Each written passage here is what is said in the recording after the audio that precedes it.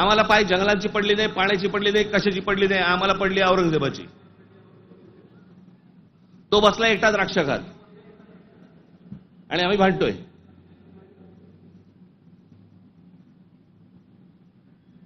औरंगजेबाची कबर राहिली पाहिजे का उडवली पाहिजे? आत्ता कुठून आठवलं?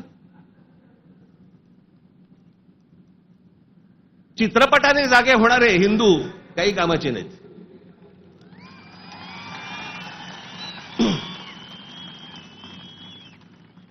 काही कामाचे नाहीत.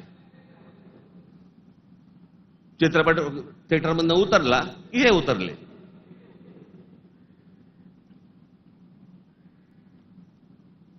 छत्रपती संभाजी महाराजांचं बलिदान तुम्हाला आत्ता कळलं विकी कौशल मेल्यावर?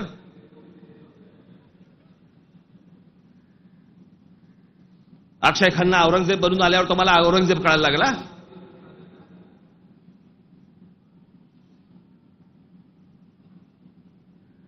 व्हॉट्सअपवरती इतिहास नाही वाचता येत. इतिहास वाचायचा असेल त्याच्यामध्ये पुस्तकामध्ये डोकं घालायला लागेल तुम्हाला.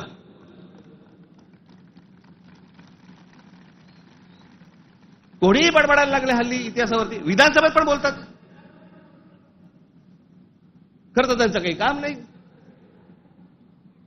औरंगजेबावरती बोलतायत. माहिती तरी का औरंगजेब काय प्रकरण होतं? हे बाहेरून आलेले सगळे लोक. औरंगजेबाचा जन्म गुजरात मधला, दाहोद नावाच्या गावामधला औरंगजेबाचा जन्म. आणि मग काय सोपं आहे इतिहासामधनं तुम्हाला जातीपातीमध्ये भिडवून द्यायला. यांना ब्राह्मणांनी साथ दिली, यांना मराठ्यांनी साथ दिली, मग तिकडे मराठी नव्हतेच, मग हे सगळं चोरून ब्राह्मणांनी केलं. हे सगळं बोलणाऱ्यांचा इतिहासाशी काही संबंध नाहीये. त्यांना फक्त राजकीय त्यांचं जे काही पोळी भाजून घ्यायची आहे तेवढंच फक्त काम आहे त्यांचं. त्यांना ना संभाजी महाराजांशी काही कर्तव्य आहे, ना औरंगजेबाशी काही कर्तव्य, ना कोणाशी काही कर्तव्य आहे. तुमची माथी फक्त भडकवायची.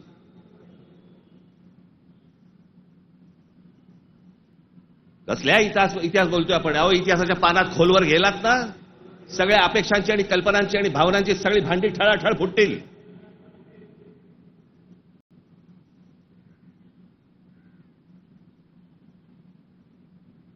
या हिंद प्रांतामध्ये एक अत्यंत कडवट, एक प्रभावी असं एक स्वप्न ज्या व्यक्तीला पडलं त्या आमच्या जिजाऊ साहेब.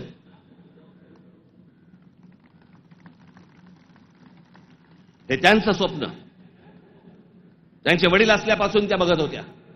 त्यांना समजत नव्हतं हे काय चाललंय.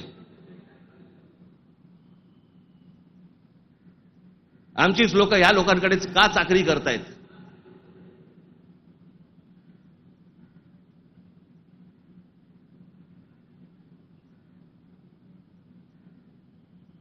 आणि छत्रपती शिवाजी महाराज म्हणजे या हिंद प्रांतावरती केलेला एक संस्कार आहे.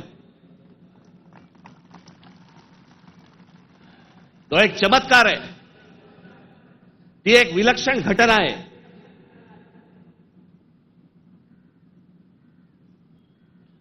छत्रपती शिवाजी महाराज हा एक विचार आहे. तो विचार जन्माला यायच्या अगोदर या देशाची, या देश कुठचा होता? देश नव्हताच तो. या हिंद प्रांताची काय अवस्था होती, काय परिस्थिती होती?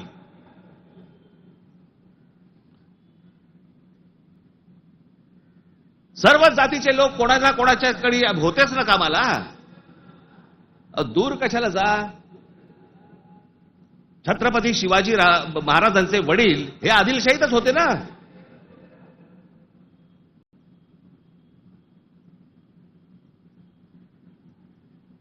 त्याच्यानंतर ते निजामशाहीत गेले ना. तो काळ वेगळा होता, तिवाळची परिस्थिती वेगळी होती. त्यांनी का तसे निर्णय घेतले? जे कोणी महाराष्ट्रामधले सरंजामदार होते त्यांच्या विरोधाचाच लढा होता ना शिवाजी महाराजांचा. हे सरंजामदार कोण होते? त्याला जातीत का पाहताय तुम्ही?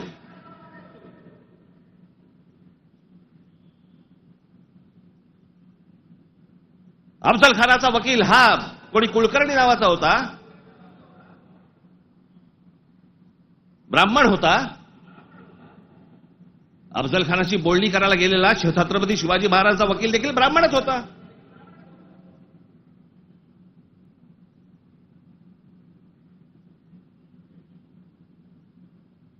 त्यावेळेला सगळीच माणसं वेगवेगळ्या लोकांकडे कामालाच होती.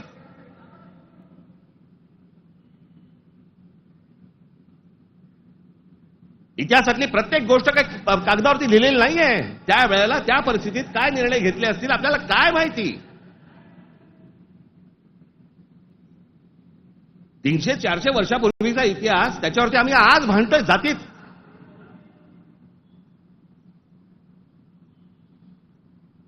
आग्र्याच्या दरबारामध्ये छत्रपती शिवाजी महाराजांच्या समोर संभाजी महाराज असताना संभाजी महाराजांनी औरंगजेबाची 5000 मनसबदारी स्वीकारलेली आहे. छत्रपती शिवाजी महाराजांच्या समोर महाराजांची होकार असल्याशिवाय होईल.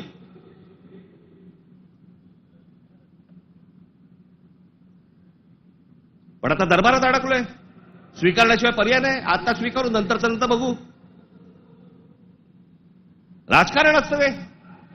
परिस्थिती काय, त्या परिस्थितीमध्ये कोणते निर्णय घ्यावे लागतात, काय परिस्थिती असते आपण पाहणार आहोत का नाही. कशा अंगाने इतिहास पाहायचा असतो हे आपण कधी बघणार आहोत की नाही.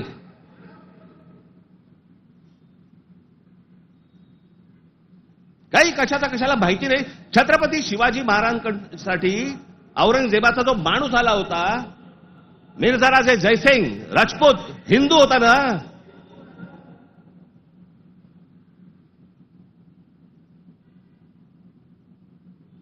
ज्या सिंहगडावरती आमच्या तानाजी मालुसरेंचा आज तिथे मृत्यू झाला, ते कोणाबरोबर लढाई झाला?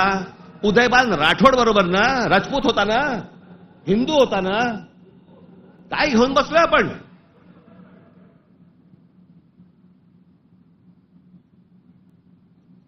कोणत्या काळात जगतो आहोत आपण.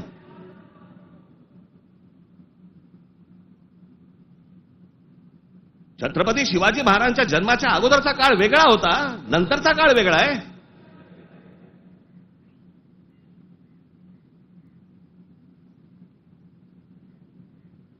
मी अनेकदा माझ्या भाषणांमध्ये मी सांगितलेलं आहे, परत एकदा सांगतो, औरंगजेब विषय निघालाय म्हणून.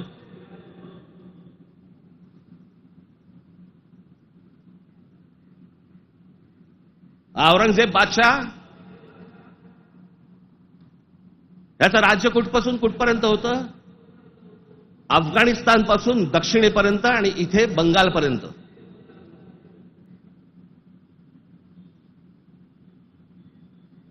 छत्रपती शिवाजी महाराज ज्यावेळेला आग्र्यावरनं निघाले, सुटले, महाराष्ट्र जेव्हा आले,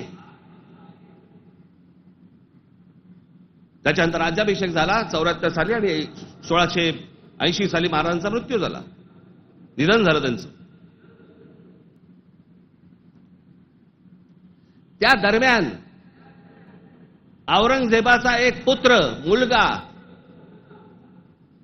महाराज गेल्यानंतर दक्षिणेत आलाय आणि औरंगजेबाच्या मुलाला शह म्हणजे राहायला जागा बरोबर घेतलं. हे संभाजीराजांनी घेतलंय. तो तिथून पळून आलाय. वाचा जरा इतिहास, वाचा जरा. औरंगजेब ज्या वेळेला आग्र्यावरनं निघालाय, महाराज गेले 1680 साली आणि औरंगजेब महाराष्ट्रामध्ये पोहोचलाय 1681 साली. 1681 ते 1707, 27 वर्ष तो महाराष्ट्रात लढत होता.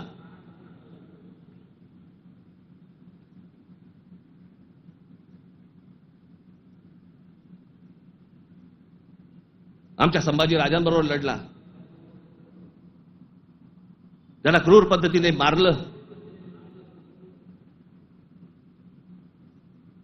राजाराम महाराज लढले, संताजी धनाजी लढले आणि आमच्या तारा राणी साहेब लढल्या.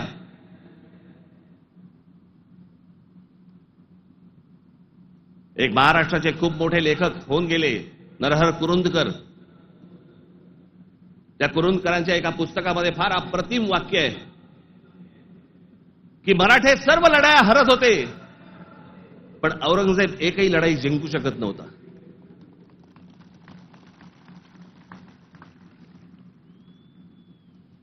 याचं कारण छत्रपती शिवाजी महाराजांचं निधन झाल्यावरती खरं तर औरंगजेबाने परत जायला पाहिजे होता आग्र्याला. नाही, तो इथे का थांबला? एवढा मोठ्या बलाढ्य प्रदेशाचा राजा, शहनशाह, एका 2.5, 3, 3.5, 4 जिल्ह्याच्या एका राजासाठी इथे ठाण मांडून का बसला?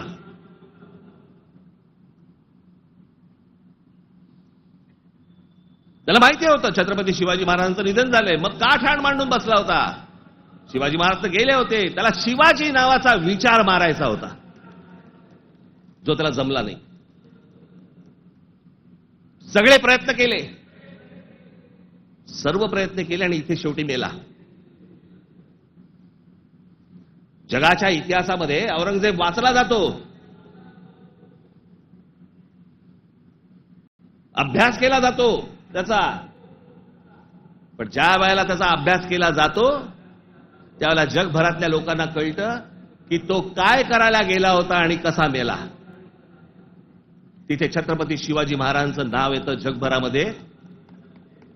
जी कबर आहे ना, जी सजवलेली काढून टाका, कबर नुसती दिसली पाहिजे आणि तिथे एक मोठा बोर्ड लावा, आम्हा मराठ्यांना संपवायला आलेला औरंगजेब इथे आम्ही गाडला गेला.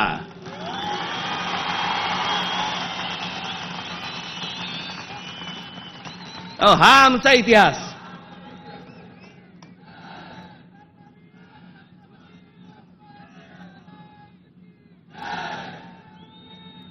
अफजल खान ज्या वेळेला इथे आला, इतिहास कशासाठी वाचायचा? इतिहासातनं बोध घेण्यासाठी वाचायचा.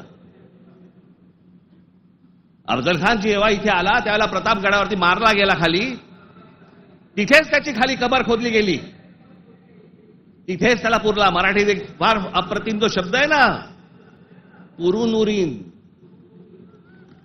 तो आहे, तुला पुरीन आणि उरीन. तो पुरला त्याला तिकडे अफजल खानाला. तो शिवाजी महाराजांच्या होकाराशिवाय पुरला नसेल. त्याची कबर जी केली आहे ती महाराजांना विचारल्याशिवाय केली नसेल. महाराजांनी सांगितलं असेल, निश्चित करा, जगाला कळू दे कोणाला मारलाय.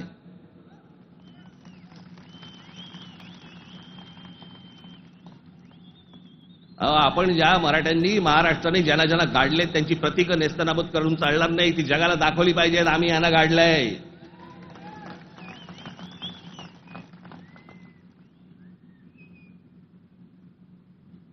इस्रायलची एक खूप मोठी संघटना आहे मोसाद नावाची, त्याचं एक पुस्तक आहे. त्या पुस्तकामधली एक ओळ फार अप्रतिम ओळ आहे आणि त्याच्यात त्यांनी दिलंय की आम्ही अनेक स्मारकं बांधली इथे इस्रायलमध्ये, पण अनेक लोकांची आम्ही स्मारकं बांधली नाहीत. का? कारण ती जर बांधली तर जगामध्ये ते कृत्य आम्ही केलंय असं जगाला कळेल, म्हणून आम्ही नाही बांधली.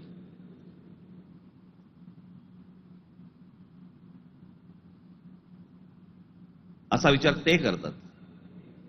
आणि आम्ही कोणाला गाडले हे आम्ही जगाला दाखवायचं नाही. खरं तर शाळेतल्या लहान लहान मुलांच्या तिकडे ट्रिप घेऊन गेल्या पाहिजेत, बसेस भरून घेऊन गेल्या पाहिजेत आणि लहान मुलांना सांगितलं पाहिजे, बाळांनो, महाराजांनी याला गाडला, हा आपल्यावर आला होता, हा आपल्या धर्मावर उलटला होता, हा आमची मंदिरं पाडत होता, हा आमच्या बहिणींची आबरू लुटत होता, याला आम्ही गाडला. नाही तर पुढच्या पिढ्यांना आम्ही काय इतिहास सांगणार आहोत?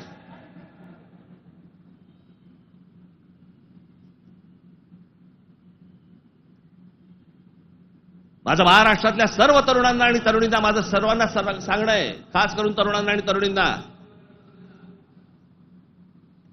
व्हॉट्सअपवरती इतिहास वाचायचा पहिला बंद करा.